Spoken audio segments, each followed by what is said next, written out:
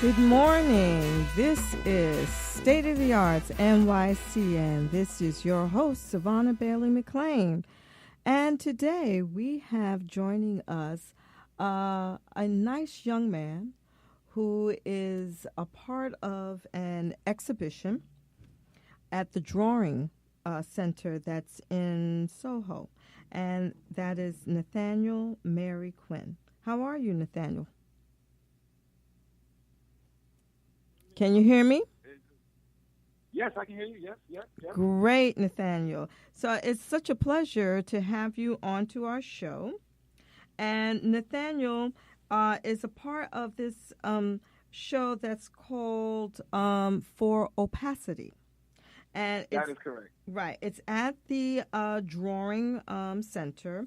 And basically, it's three artists whose works you have Elijah Berger, you have Toyin Otula, and I've met her before when she was artist residence at the Studio Museum in Harlem, and Nathaniel Mary Quinn. Now, Nathaniel was born in Chicago, right? You're a Chicago boy.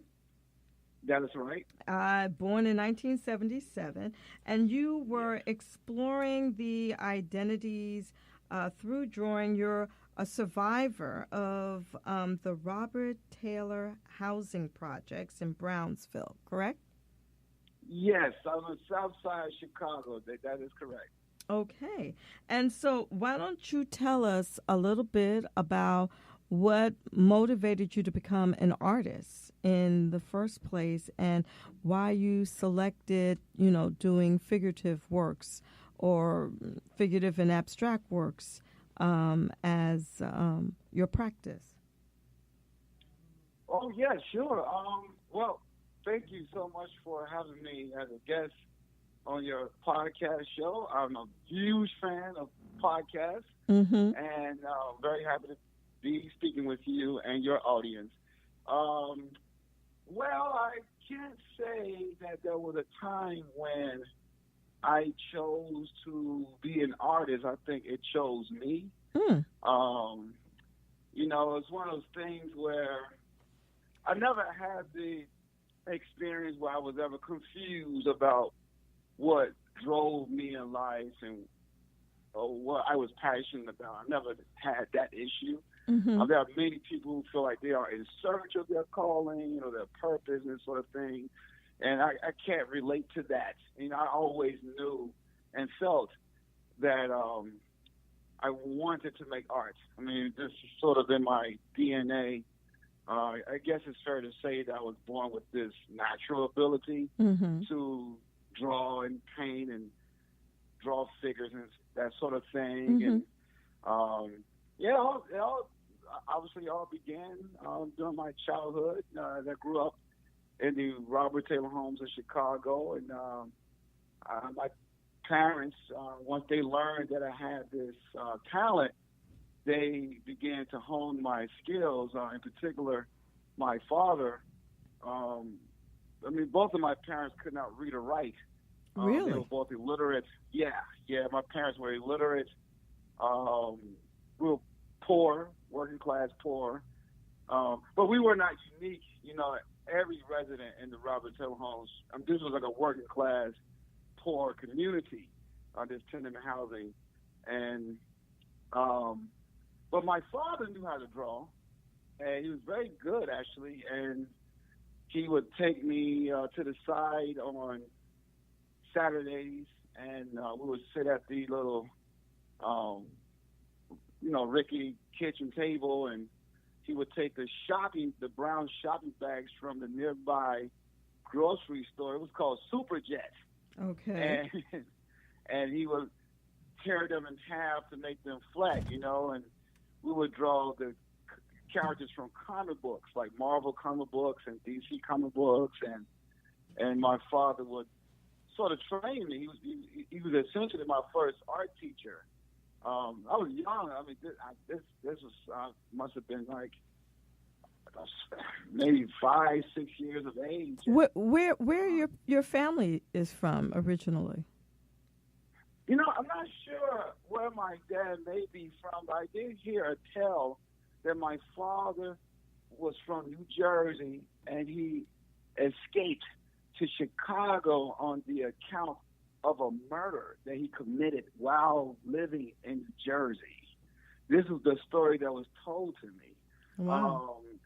That's all I know. And my mother is from Mississippi. I'm not sure which town or city in Mississippi she was born or where she may have come from. But I do know, in fact, she is from Mississippi and was part of that sort of great migration period, at least the latter end of it, and migrated to Chicago. And you know, during that time, you know, the Raleigh Taylor homes were very nice tenement housing, actually. I mean, there was groomed grass and newly painted fences and stuff. And I think the tenement housing were officially designed to help single mothers with families to get on their feet as they made their transition into the sort of mainstream community of Chicago.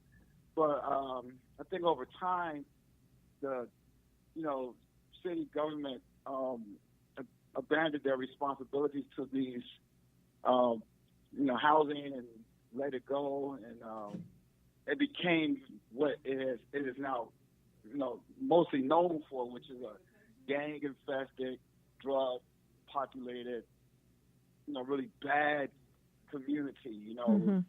So you're perpetual, No. I don't want to cut you off, but at the same time, moving forward. So coming from that environment, and your father teaching you how to draw at the kitchen table. A lot of us learn things at the kitchen table at home. What motivated you to focus on drawing figures? Did you draw figures of the people in your neighborhood, or did you draw people outside, or what motivated you to now draw different types of, I guess, people? Well, I mean, like I said before, I mean, as a kid, I would copy comic book characters, So I think from that point, I just had this affinity for drawing the figure.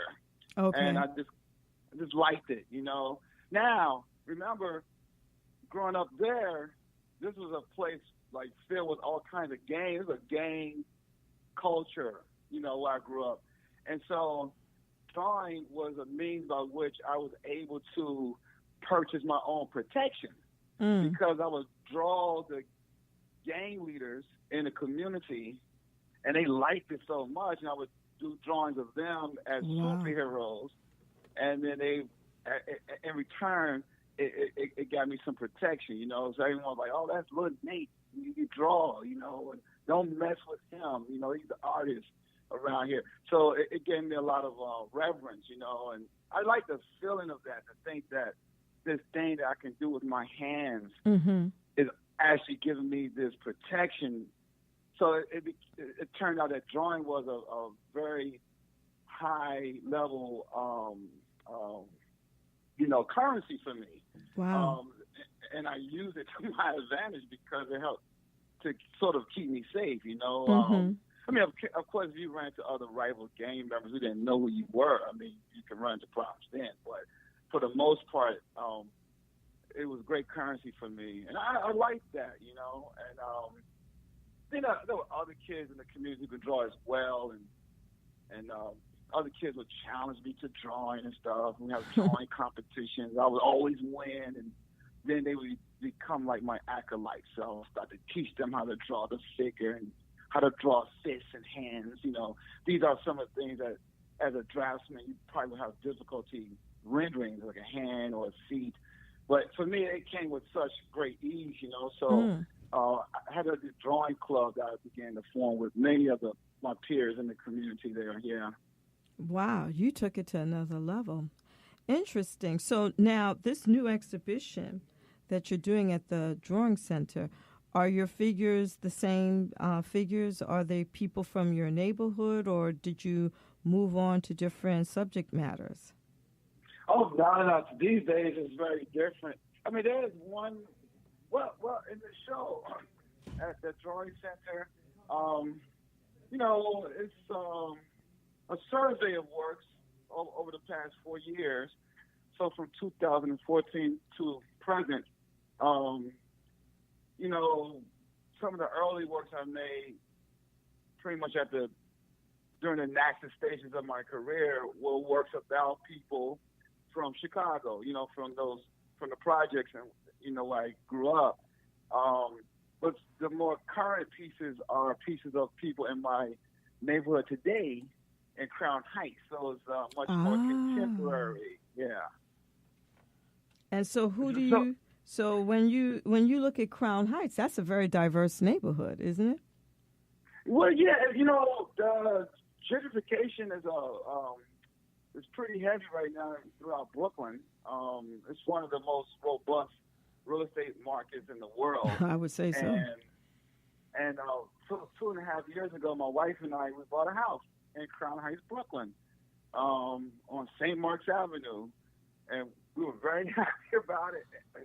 And I must say, we really did got ahead of the curve here, because 2 years ago to now, I mean, the prices are like very different. But when we moved here 2.5 years ago, the community was, at the beginning of that shift in gentrification, but it was still somewhat sketchy. Mm-hmm. It wasn't dangerous, but you could still see some of the old remnants of the old Brooklyn, Right. And many of the residents, they But it's a mix there. You have a large Caribbean community. You have a large Hasidic community that live right next door to each other. They're like in one sort of big community. You have, I still think, isn't Brooklyn Museum a part of Crown Heights a little bit? Oh, yeah, it's most certainly in Crown Heights. Mm-hmm. But see, the Brooklyn Museum is like sort of on the other side of Crown Heights, like, a little bit past Nostrand. Where I am is on the opposite side, okay, which is the new frontier for gentrification. I mean, all these new condos coming up and houses being renovated and sold and purchased for these large sums of money, $1.5 million sort of thing. And but this is how it all began. So my wife and I, we move into the house, we move everything inside, everything's still in their boxes. We're tired, we lay down in the bed just to rest and go to sleep. However, in front of the house were a group of guys, maybe 10 of them. And they were talking loudly and playing music and stuff.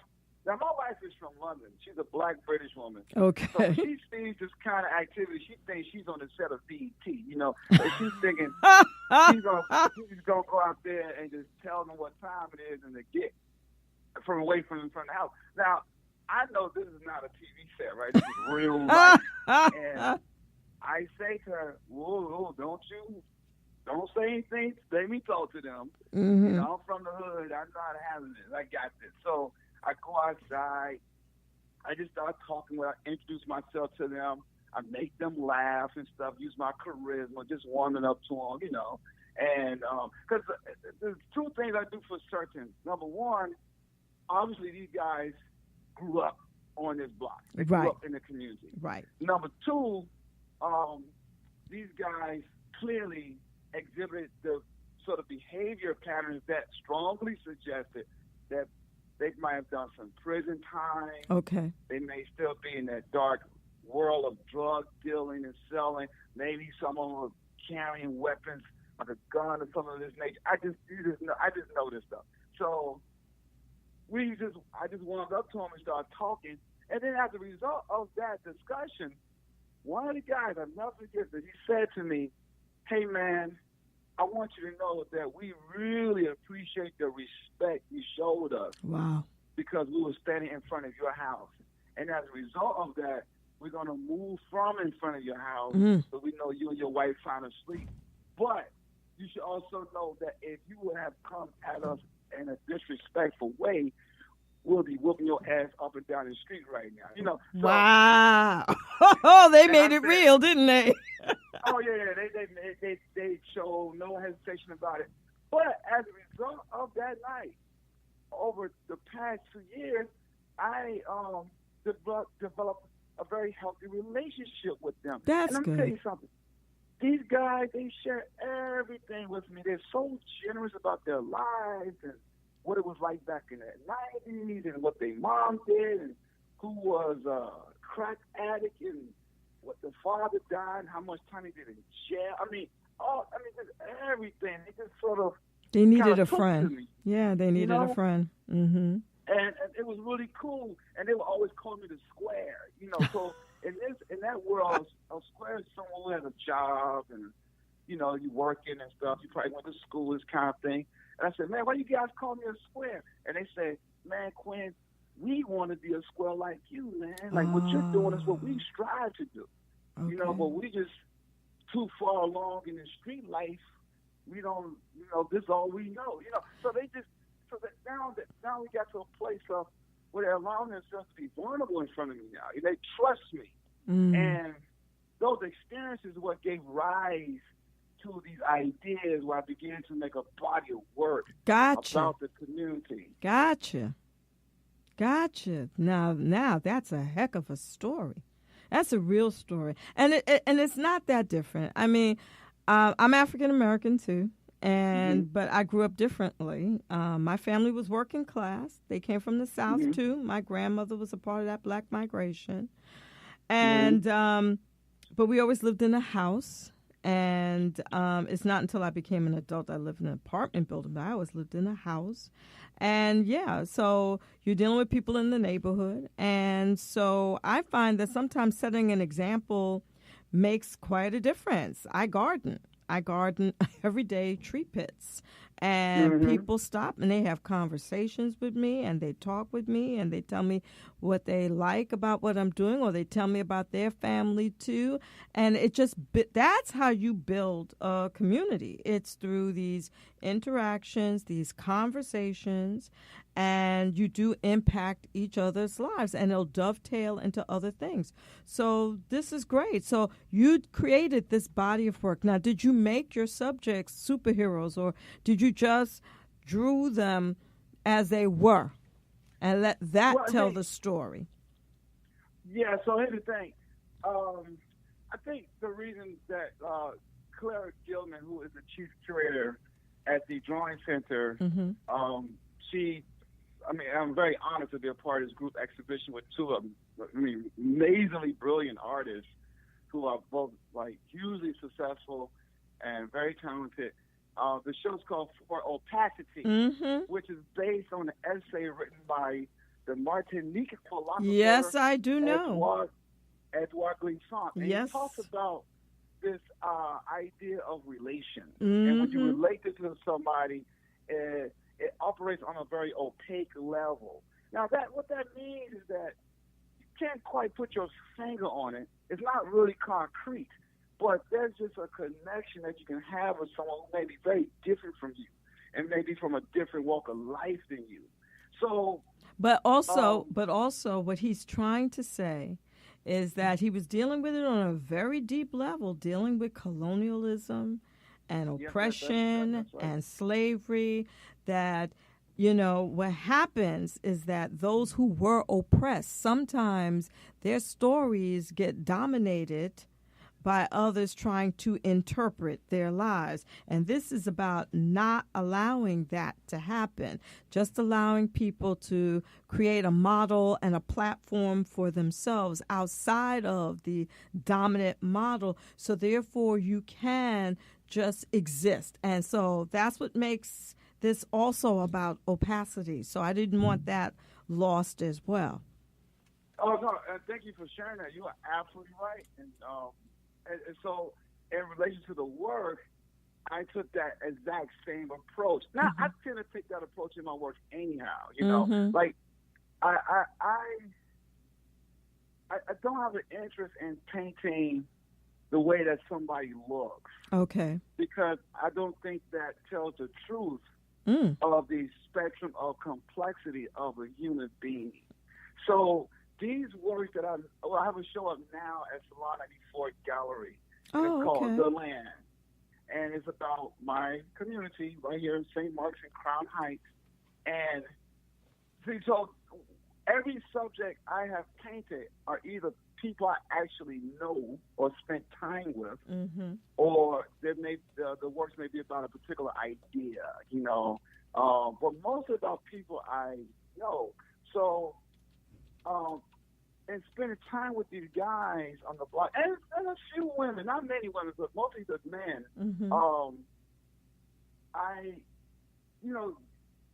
What happens is a high level of empathy comes into the picture, where then you're allowed to be vulnerable and honest, and the dynamic between you and the other person is very pure, and there is an honest exchange where judgment is removed, and and also where your interpretation of what you're hearing is not involved. You know what I mean? Right. You see their humanity, yes. Yeah, you see them for who they are. I'm not trying to describe them. I'm trying to hear what they're saying and really feel where they're coming from. So the works that I create are born from visions that come to me. Wow. And the vision is the blueprint, you know? It's like my preliminary sketch.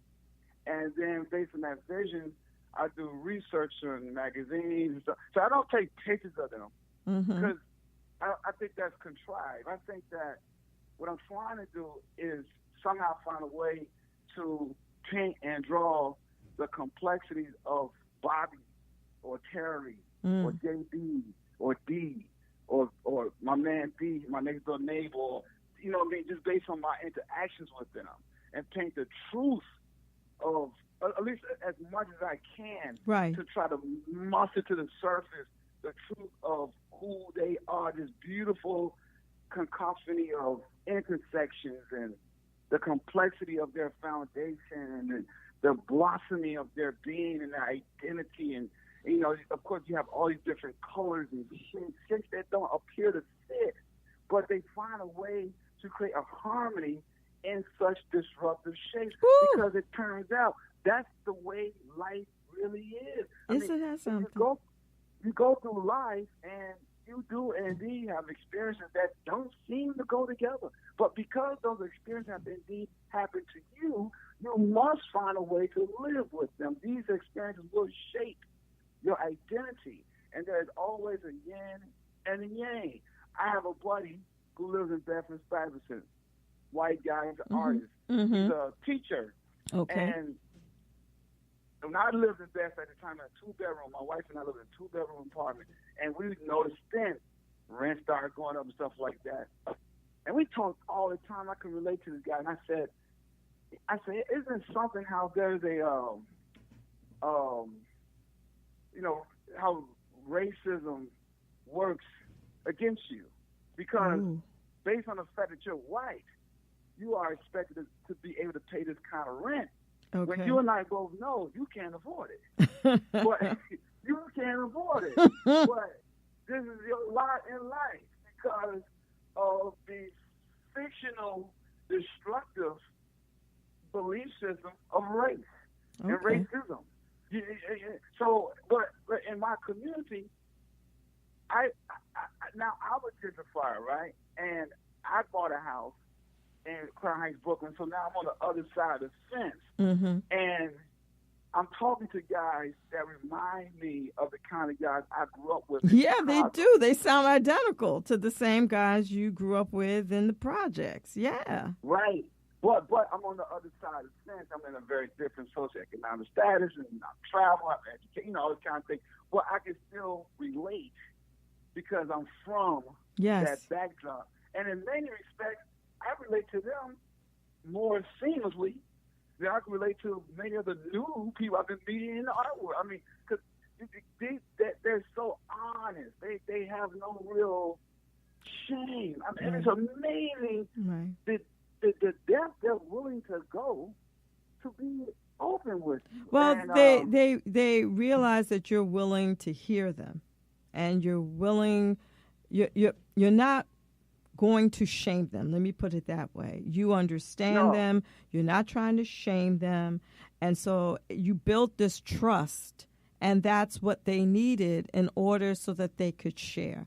And in many ways, it's almost a form of poetry because you're allowing them to speak in a way that they normally do not, get a chance to, to speak. And this is great, what you've done. You almost remind me of Kehinde Wiley, because Kehinde, who I've met, and you know Kehinde, who did President Obama's portrait, that's what he did. He took these, mostly men, and created these backdrops that didn't match what you would think, whether it would be floral or it would have other dramatic colors. It had this sort of Baroque sort of look to it. So therefore, folks, had to take a double take because you wouldn't imagine these men in these particular settings. And you're kind of doing the same thing, but you're really going in with a lot of local guys and you're talking to them and you're allowing them to share. And this is a great thing because now that's what the arts should be about. It should be about that. So now I would offer one difference between, let's say, the work I create and the work created by Kehinde Wiley. Mm-hmm. I mean, listen, Kehinde Wiley. Really, I would say this. I tell everybody this. When years ago, I think it was 2003, 2004, when that guy started to explode in the art world.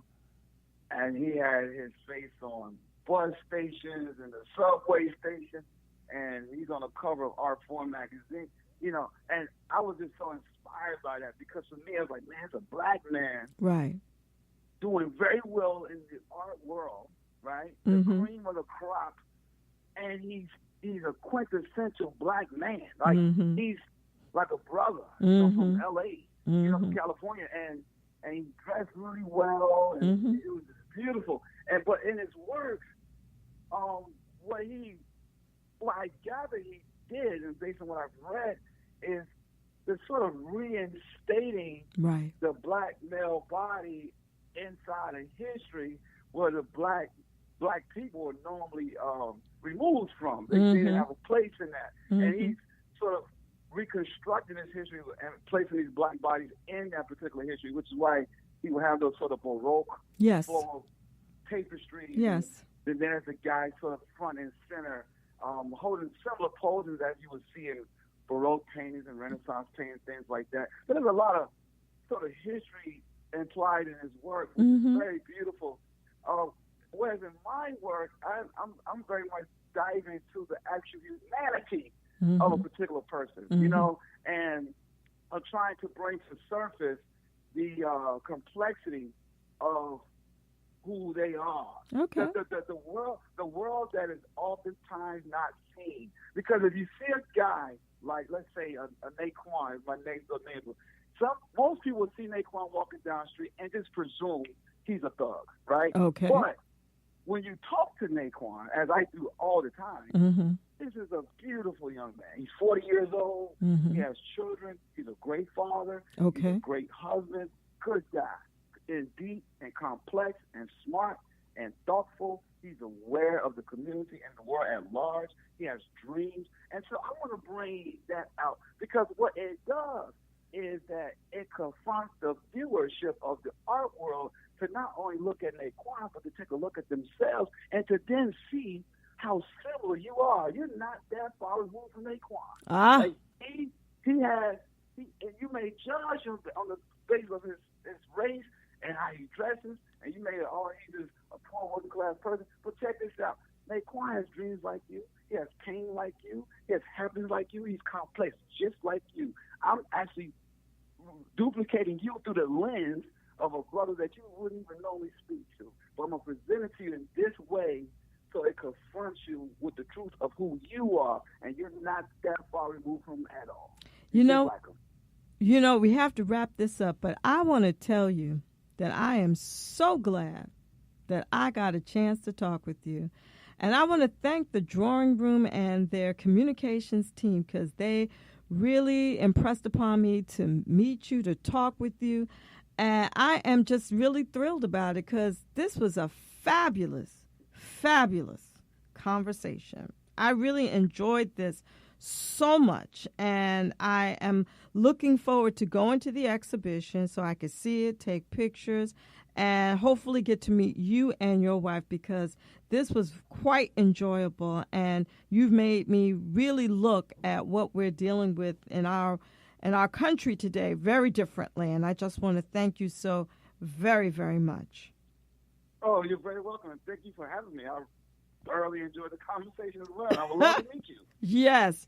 Well, I just have to wrap up our show right now, but I just want to say thank you so much, Nathaniel. I had a cousin named Nathaniel, and I did. I had a cousin named Nathaniel, and my grandmother tried to help him too. And yeah, he had some troubles of his own, and she tried to help him as well. So thank you so much. It was such a pleasure. And tell everyone where your exhibition is at the Drawing Room, at the Drawing Center. Excuse me.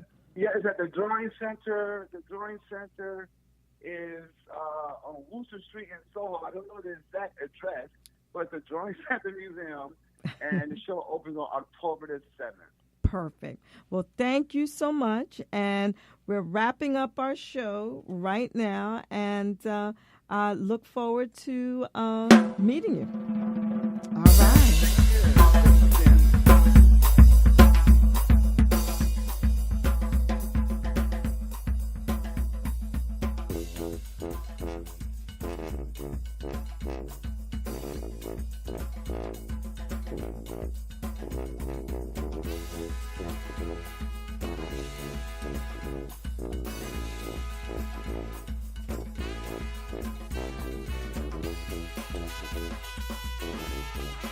Thank you.